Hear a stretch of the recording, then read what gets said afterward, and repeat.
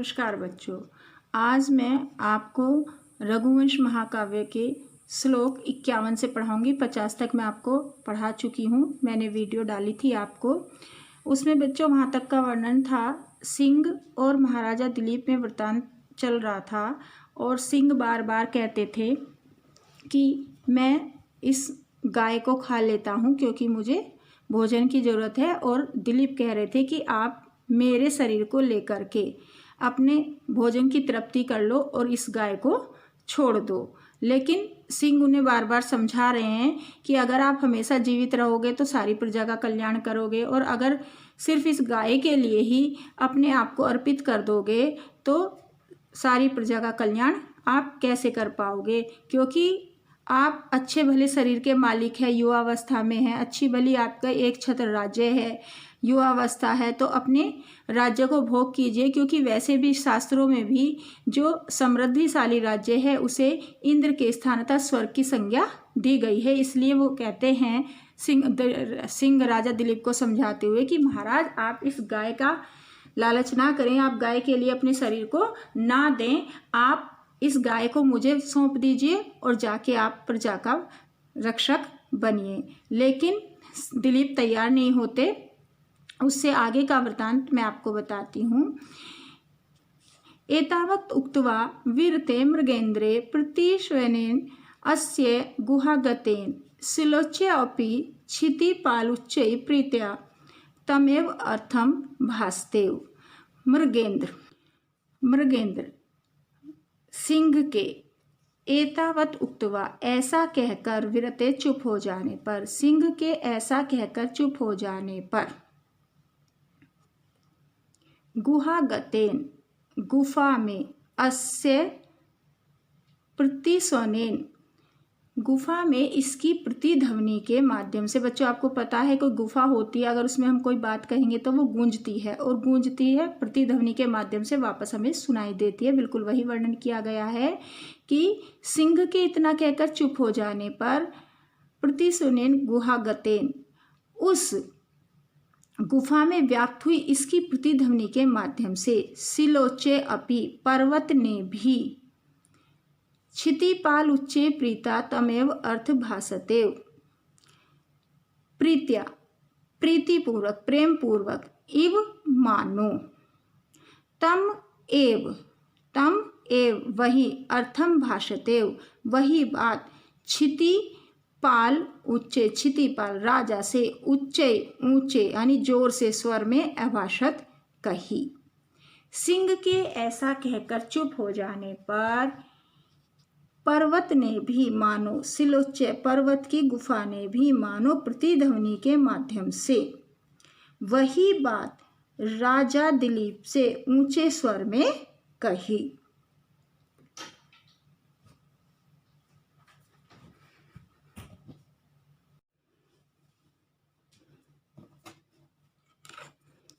निशम्य देव अनुचरस्य वाचं मनुष्य देवः पुनरपि उवाच।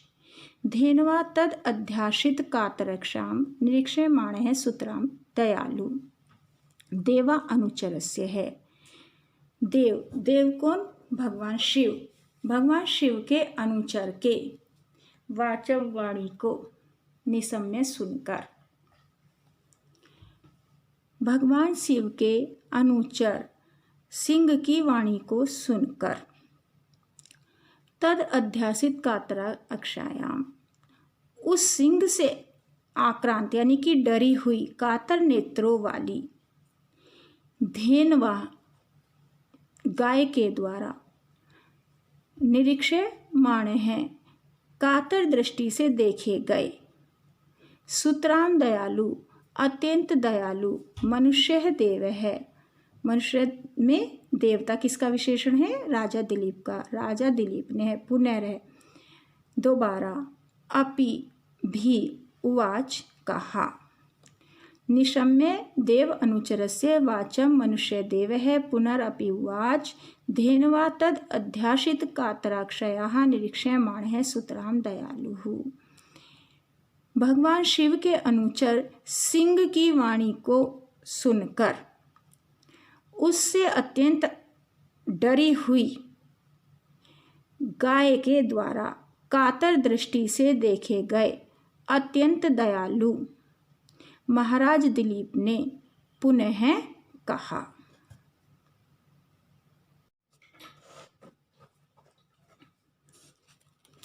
क्षतात किल त्रायत इति उदग्रह क्षत्रेयस्य शब्दो भुवनेषु रूढः राज्येन किम तद विपरीत वृत्तेः प्राणे उपक्रोशम आलिम से सर्वः। क्या कहते हैं राजा दिलीप कहते हैं उदग्र क्षत्रिय ऊंचा क्षत्रिय जाति का जो शब्द है वो क्षतात त्रायते वो किसके लिए यूज होता है? विनाश से रक्षा करता है। क्षतात किल त्रायत विनाश से रक्षा करता है। क्षत्रिय से शब्दों क्षत्रिय शब्द क्षत्रिय जाति का शब्द जो है कैसा? अत्यंत उदग्र है, ऊंचा क्षत्रिय जाति का शब्द विनाश से रक्षा करता है। इति भुवनेषु रूढ़ है, ऐसी क्या है संसार में रूढ़ी प्रसिद्ध है। रूढ़ी उसे कहते हैं बच्चों जिसके बाद जैसे कोई प्रचलित बात होती है संसार में, पुराने टाइम से कोई कहावत चली आ रही होती है, उसे हम रूढ़ी कहते हैं। तो कहते हैं कि संसार में यह रूढ़ी प्रसिद्ध है। क्या रूढ़ी प्रसिद्ध है? कि ऊंचा क्षत्रिय जाति का वाचक शब्द जो है वो विनाश से रक्षा करता है, ऐसा क्षत्रियों के बारे में रूढ़ी प्रसिद्ध है। तो राज्येन की तद विपरीत वर्ते है, तो उसके विपरीत व्यापार वाला अथवा प्राणे रूप क्रोशम अलिम सर्वहा, तो उससे विपरीत अर्थ वाले आदमी का राज्य से अथवा उपक्रोशम निंदा से मलिन प्राणों से क्या लाभ? उससे विपरीत कार्य व्यापार वाले व्यक्ति से या उपक्रोशम अलीम सर्वाहा निंदा से मलिन प्राणों वाले व्यक्ति का क्या लाभ? वो कहते हैं कि जो क्षत्रिय शब्द है वो संसार में इसलिए प्रसिद्ध है कि ये विनाश से रक्षा करता है। अब इसके विपरीत मतलब अगर ये विनाश से रक्षा ना करे कोई आदमी क्षत्रिय कुल का होते हुए, तो उस रूढ़ी से विपरीत राज्य से अथवा उस रूढ़ी से विपरीत अर्थ वाले प्राणों से हमें क्या लाभ? कथम नु शक्यो अनुनयो महर्षि विश्राणाम च अन्य पयस्विनाम इमाम अनुनाम सुरभै अवेहि रुद्र ओजसा तु प्रहर्तम तव्यास्याम। वो कहते हैं कि महर्षि अनुनय च और महर्षि की अनुनय विनय,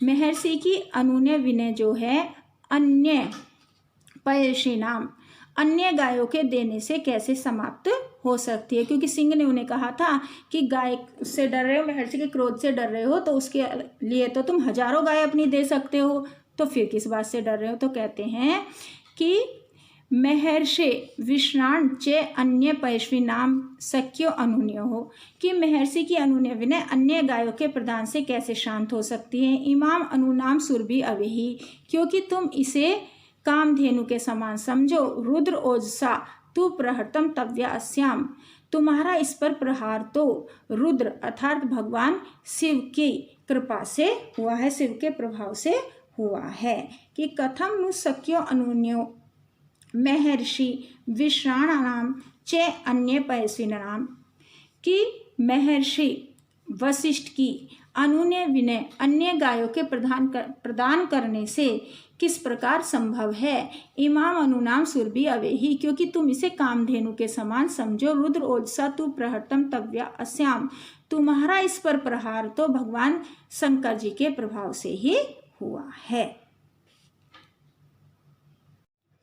स अयम स्वहदे अर्पण निष्करेण न्यायाय मया मोचिन्तुम भवतः न पारणा स्याद विहिता तव एवं भवेद अलुप्त सच मुनेः क्रिया अर्थः। तो स अयम, तो यह जो गाय है वो स्वदेह अर्पण निष्क्रियण मेरे द्वारा अपने शरीर रूपी मूल्य से मूल्य को देकर तुम्हारे से छुड़ाए जाने के लिए न्याय संगत है। न पारणा स्याद् विहिता, इससे तुम्हारे पारणा समाप्त नहीं होगी और मतलब तुम्हें भोजन भी मिल जाएगा। तब एवं भवेद लुप्तश्च मुने क्रियार्थ है, और मुनि की यज्ञ आदि क्रियाओं का साधन यह गाय भी बनी रहेगी, यह भी लुप्त नहीं होगी, नष्ट नहीं होगी। स अयम स्वदेह अर्पण निष्क्रियण न्याया मया मोचितुम भवत है, तो यह गाय मेरे शरीर के अर्पण रूपी मूल्य से तुम्हारे द्वारा मेरे से छुड़ाया जाना न्याय संगत है। मतलब यह जो गाय है मैं अपने शरीर रूपी मूल्य से देकर आपसे इसको छुड़ा सकता हूँ, ये न्याय संगत है। और इससे ना पारणा स्याद् विहिता, इससे तुम्हें भोजन भी मिल जाएगा, तुम्हारी पारणा समाप्त नहीं होगी। तब एवं भवेद लुप्तश्च मुने क्रियार्थ है, और मुनि वशिष्ठ के यज्ञ आदि क्रियाएं भी चलती रहेगी, क्योंकि उनकी गाय भी नष्ट नहीं होगी। कि भवान पीदम परवान एति महान ही यत्नस्तव देवदारो स्थातुम नियोक्तुम न ही शक्यम उग्रेहे विनाशे रक्ष्यम स्वम रक्षतेन। क्योंकि परवान परतंत्र भवान अपि इदम अवेति, कि परतंत्र आप भी ये जानते हैं समझते हैं कि यत्न से देवदारो, क्योंकि तुम्हारा देवदारू के प्रति बड़ा भारी प्रियतन है। कि परतंत्र आप भी ये जानते हैं क्योंकि आपका यत्नस्थ देवदारू के प्रति महान प्रियतन है। स्थातुम नियोक्तम न ही शक्यम अग्रे विनाशाय रक्षम स्वम रक्षतेन, क्योंकि रक्ष्यम रक्षणीय वस्तु का विनाशाय स्वम विनाश होने पर स्वम अक्षतेन स्वम बिना घायल हुए स्थातुम नियोक्तुम न ही शक्यम अग्रे अपने स्वामी के आगे स्थातुम ठहरना नियुक्तम नहीं शक्यम संभव नहीं है। क्योंकि भवान पीदम परवानम एति, परतंत्र आप भी ये जानते हैं क्योंकि यत्न तव देवदारो ही महान, आपका महान देवदारू के प्रति बहुत बड़ा प्रयत्न है।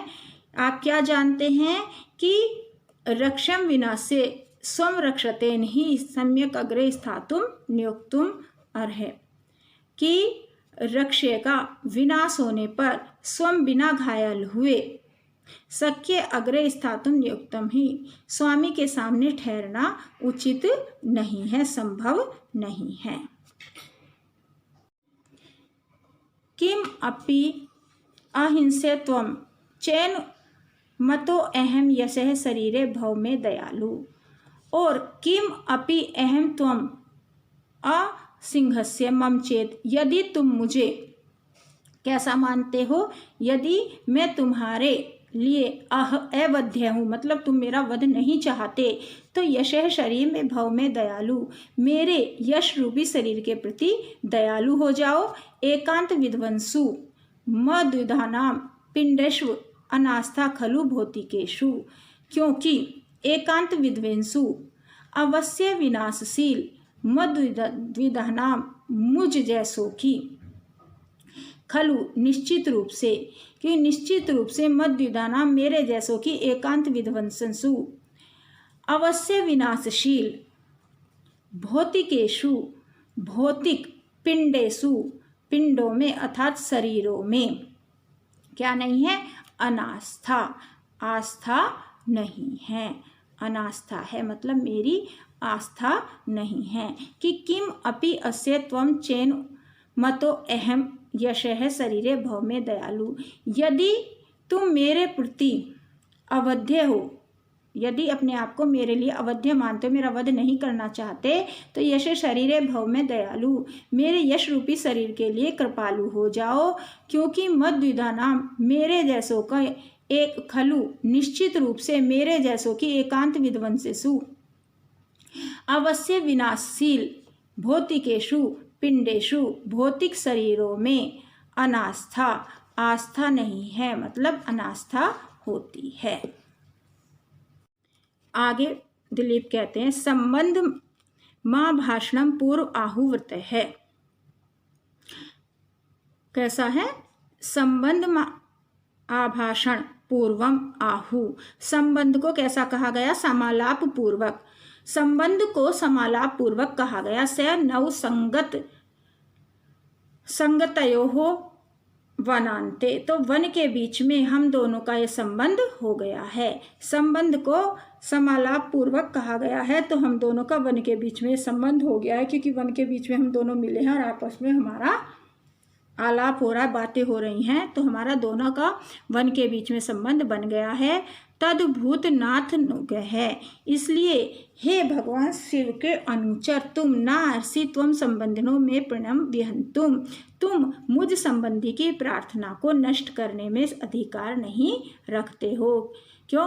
क्योंकि वो कह रहे हैं जब में संबंध है, अब संबंधी की बात को तो रखा जाता है, उसका मान रखा जाता है, संबंधी की बात का निरादर नहीं किया जाता। इसलिए कहते हैं कि हे भगवान शिव के अनुचर, यद्यपि मैं तुम्हारा क्या हो गया? संबंधी हो गया हूँ समालाप से, तो तुम मुझ संबंधी की बातों को नष्ट करने में अधिकार नहीं रखते हो। संबंधम आभाषणम पूर्वम आहुवर्त है कि संबंध को समालाप पूर्वक कहा गया है। से नव संगतयो वनान्ते है, तो हम दोनों का वन के बीच में संबंध हो गया है। तद्भूत नाथ अनुग्रह है, इसलिए भगवान शिव के अनुचर नार्षि त्वम संबंधिनों में प्रणयम विहंतु, इसलिए तुम मुझ संबंधी की प्रार्थना को नष्ट करने में अधिकार नहीं रखते हो।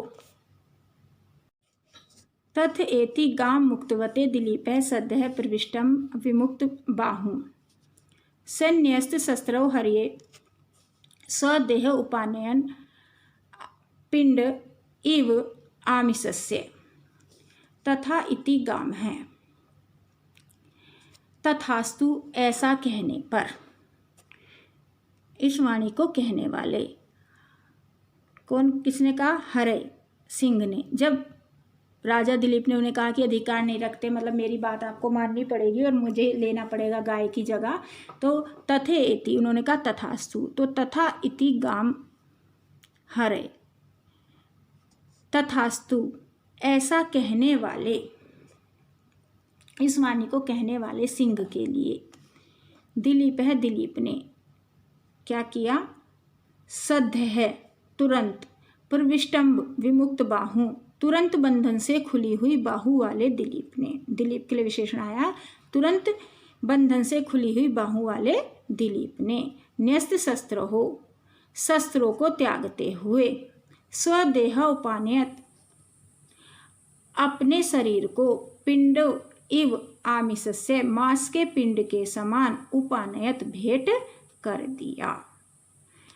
तथ एति गाम मुक्तवते दिलीपे सद्यः प्रविष्टम्ब विमुक्त बाहु से न्यस्त शस्त्रो हरये स्वदेह उपानयत आत्म उपानयत पिंडत्व इव आमिषस्य। तथास्तु इस वाणी को कहने वाले सिंह के लिए तुरंत बंधन से मुक्त हुई भुजा वाले राजा दिलीप ने शस्त्र त्यागते हुए अपने शरीर को मांस के पिंड के समान भेंट कर दिया। तस्मिन् क्षणे पालितुः प्रजानाम उपश्यतः सिंह निपात उग्रम अवांग मुखस्योपरि पुष्पवृष्टि पपात विद्याधर हस्त मुक्ताः। तस्मिन् क्षणे, उसी क्षण क्या हुआ? उग्रम सिंह निपात है, सिंह के द्वारा आक्रमण की प्रतीक्षा करने वाले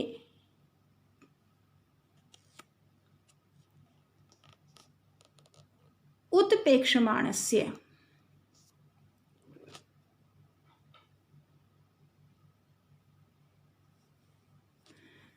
तस्मिन् क्षणे सिंह निपात उग्रम उत्पश्यत है, उसी क्षण भीषण सिंह के आक्रमण की संभावना करते हुए, अवांग मुखस्य नीचे मुख किए हुए, किसके ऊपर? उस प्रजानाम पालितुम, प्रजा के रक्षक यानी प्रजा का पालन करने वाले राजा दिलीप के ऊपर विद्याधर हस्तमुक्त, विद्याधर के हाथ से की गई पुष्प वृष्टि फूलों की वर्षा पपात पड़ी या हुई। तस्मिन् क्षणे पालयतु प्रजानाम् उपपश्यते सिंह निपात उग्रम अवामुखस्य उपरि पुष्पवृष्टि पपात विद्याधर हस्तमुक्ताः। उसी क्षण भयंकर सिंह के आक्रमण की संभावना करते हुए प्रजा के पालक महाराज दिलीप के ऊपर नीचे मुख किए हुए महाराज दिलीप के ऊपर विद्याधरों यानी कि देवताओं के हाथों से की गई फूलों की वर्षा पड़ी या फूलों की वर्षा हुई।